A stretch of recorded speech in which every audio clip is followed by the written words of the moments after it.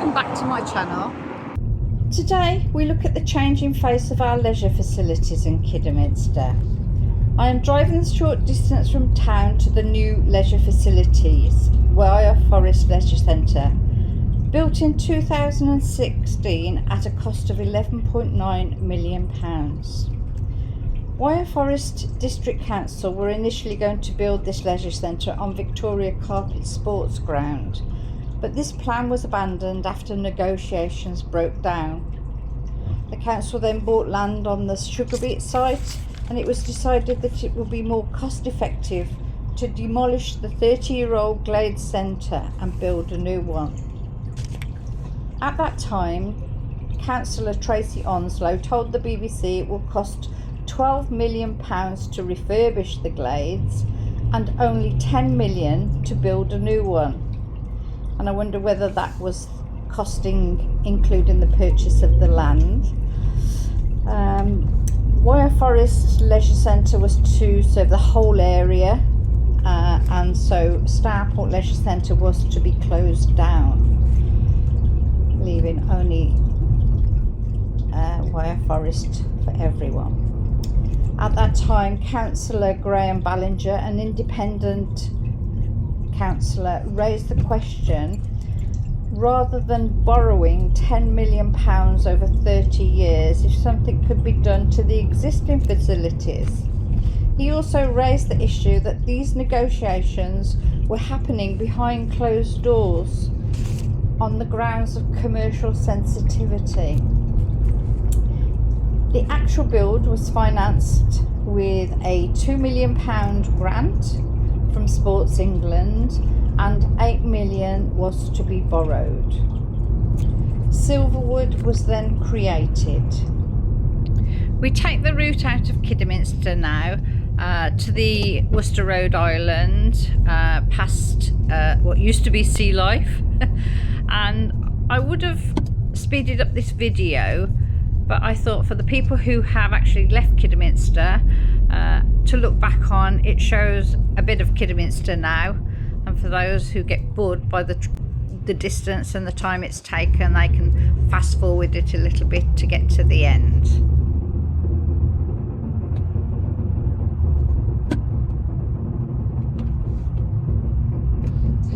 The building ahead of us used to be Sea Line, a manufacturer of luxury yachts.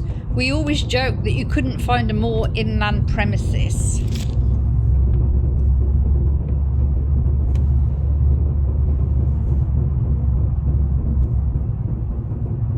Going up the Starport Road, the watermill on the right hand side, followed by Brinton's Park.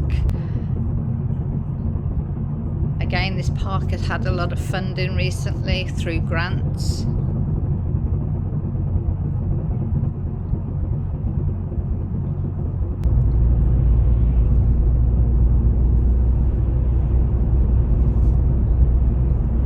Up towards the traffic lights for Sutton Road.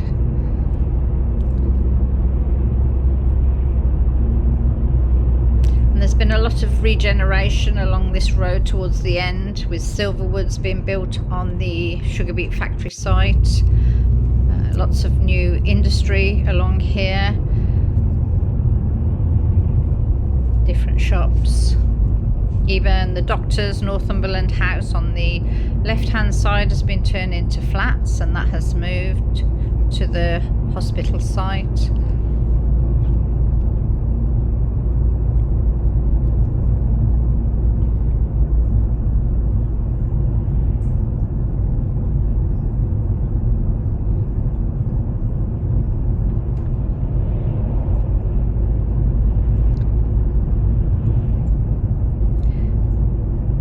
New build on your right hand side there.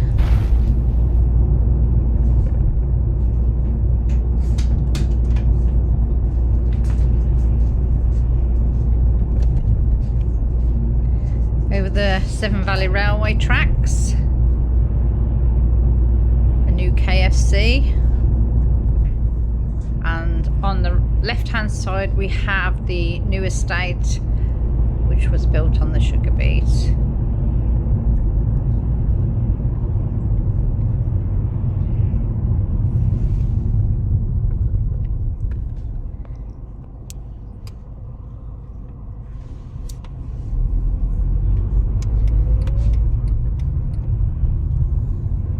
entrance to the new estate. On the left we have a big Aldi store. Right, as you can see, Costa Coffee. And just ahead of us, over the roundabout, we will be approaching Silverwoods itself.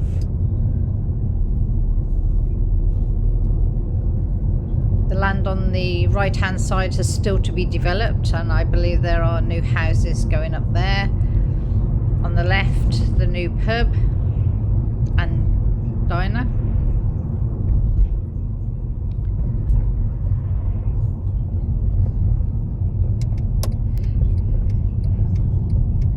And arriving at Silverwoods. So prior to being built, they submitted photographs to show what it would look like. While I was there, I spoke to a couple of people who used the centre.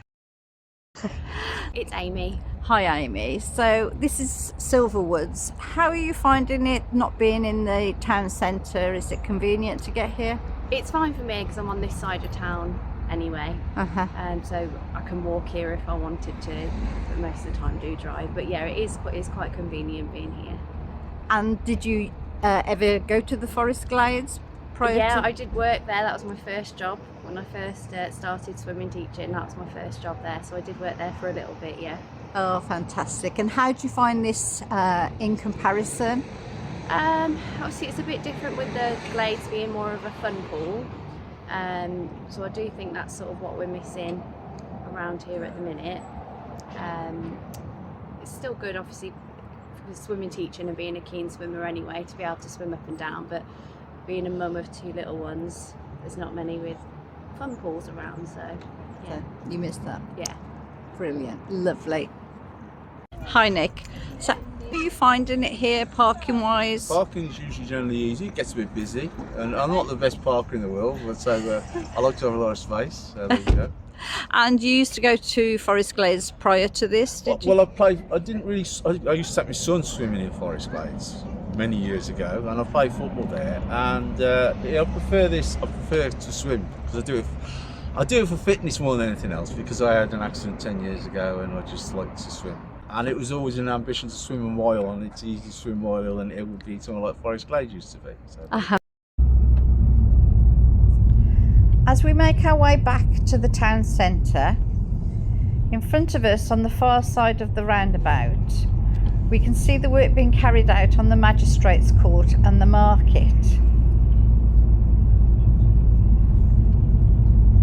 As we pass that, to the right is the Glades site. The boards seen here are advertising the development of this land, now called Lionfield. Ahead of us we can see the new medical centre as we turn into Coventry Street. This is the new one-way system. We have to turn up towards the Glades site. As we turn towards the Glades, the white building on the right used to be the Barrel Pub, which is now an Indian restaurant with apartments above. Bromsgrove Street car park on the right, the youth centre and the health centre on the left hand side. As we draw up to the boarding, which is now the Lionfield site.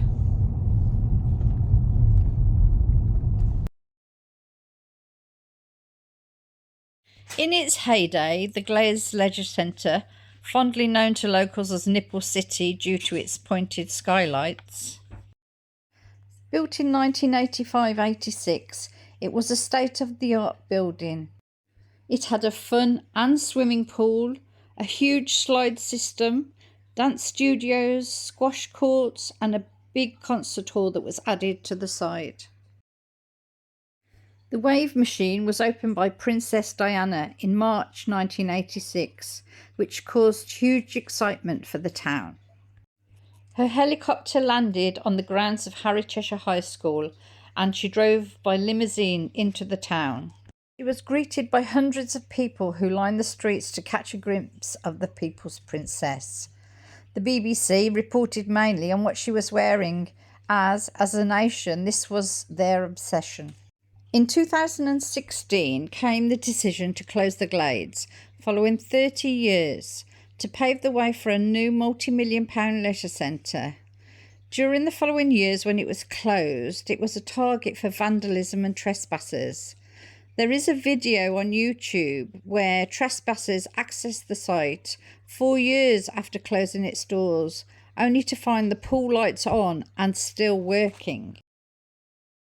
In January 2023, work started on the demolition of the Glades. Council chiefs hailed this as an important stage in their plans to redevelop this part of town. The site has now been rebranded as Lion Fields. After many attempts, the Castle Road bars were opened in August 1932. New bars were proposed in 1886-87, but the people of Kidderminster were unwilling to pay the extra costs for these. Other attempts to build new bars were thwarted with the outbreak of war, 1914 to 1918, but eventually they were built, and it served the town for over 60 years. 2 years after closing as a public bars, it underwent huge refurbishment and opened as a nightclub in 2000. A few years later, its last transition to apartments took place. So this is where it all began, or our records began. Mill Street Bars opened in 1855. At that time, Kidderminster was a very affluent town. A Turkish bath was added in the 1880s, and this continued to operate after the public baths had closed. So we return to Kidderminster now, the original building of the first public baths in Kidderminster. It still houses a gym, but in November 2023, the future for it is as unsure as anything else in the world.